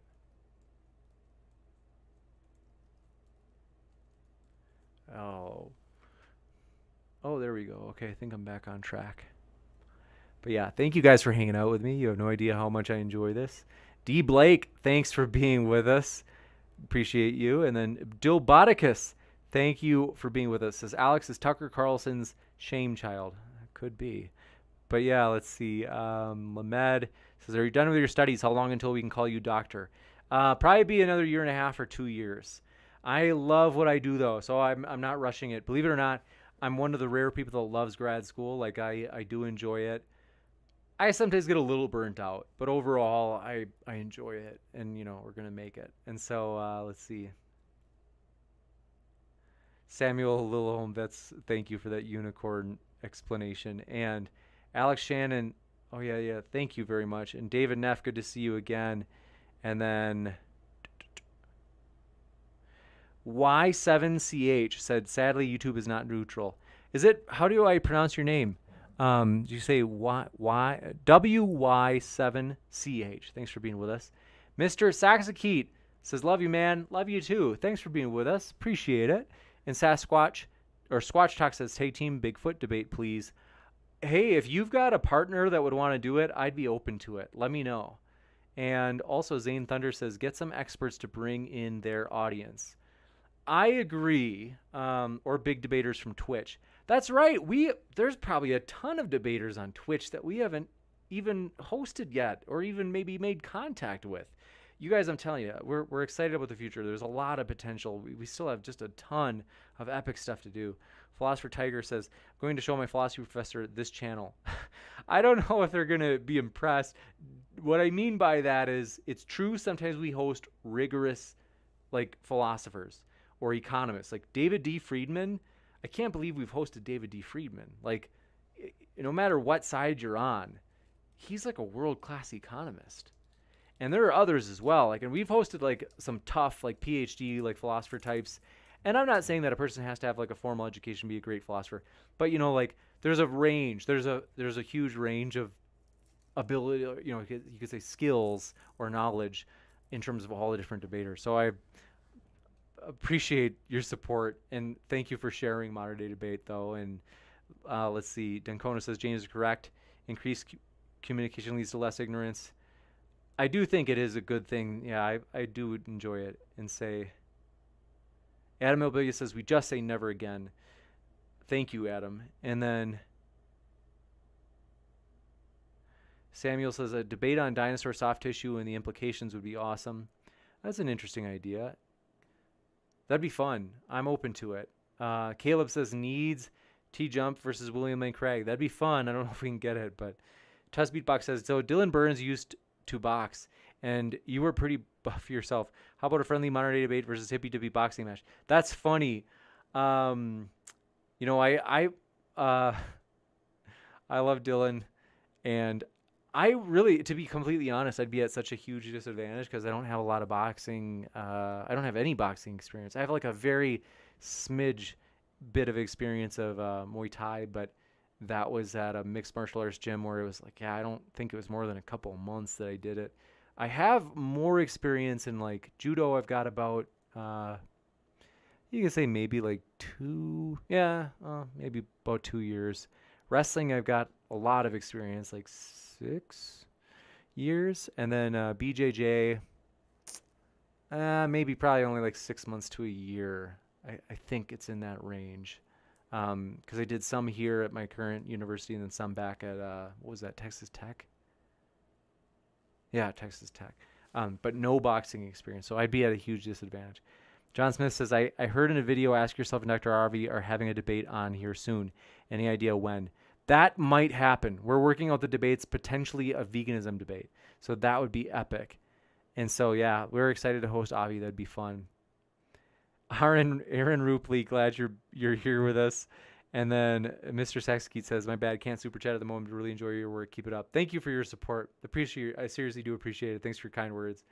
Let's see. Jay Fergie says, what's your PhD in? I'm new. So my PhD that I'm working on, because I'm not yet a doctor, which, it's pronounced which. Okay, thanks for letting me know that. And Nicholas, glad you're here. Nicholas Fillar. And then your question about the PhD, sorry, a little distractible. There it is, Jay Fergie. My PhD that I'm working on right now is in industrial organizational psychology. So basically like organization psychology. So for example, like what motivates workers? How do you help prevent workers from experiencing burnout? How do you help organizations do proper, you could say best practices with selection? In other words, like picking the right employee to perform best at that particular job they're hiring for, especially if they're hiring like, let's say a CEO or any sort of kind of executive position. You want to be sure that, that's a huge investment. So yeah, basically it's like psychology in the workplace. You could put it that way. And there's a little bit of overlap with like law. So like they give us training in like legal, like, we get a little bit of legal training in the sense that we, study different ways in which the law applies to psychology in the workplace. As an example, I'm familiar with like what demographics, what groups, what people are considered protected classes versus like those who aren't. So like in a lot of like right to work states, you can't discriminate based off of like race or sex or something. That would be illegal due to the 1964 Civil Rights Act. However, like in some states, you can say like, this person, I don't like their mustache. I'm not going to hire. Like, and so it's interesting. In that case, you might have to worry about like a person might come after you, but the state's not going to. You're not actually, if you're discriminating based on a non-protected class, like the state's not going to come after you. You might have to worry about them legally coming after you themselves. But anyway, Liberty Library says, James, when are you having me on? I don't know. Email me at moderndataDebate@gmail.com. And want to let you know, is that we're pretty open to hosting all sorts of different people. And so, but anyway, long story short, I love you guys. I got to go. Like I said, I love hanging out here, but it's the week before spring break. So I've got a ton that I'm working on, but thank you guys for all of your support. Seriously, do appreciate it. Love you guys. Let me know if I can make your day better. We hope this channel is fun to hang out at. We hope it's valuable to you. It's just enjoyable. And so thanks everybody. And appreciate you guys. Love you guys. And with that, keep sifting out the reasonable from the unreasonable. We are excited to be back this Friday for an epic debate. For real, you guys, it's going to be awesome. And so thanks everybody. Keep sifting out the reasonable from the unreasonable. Love you guys.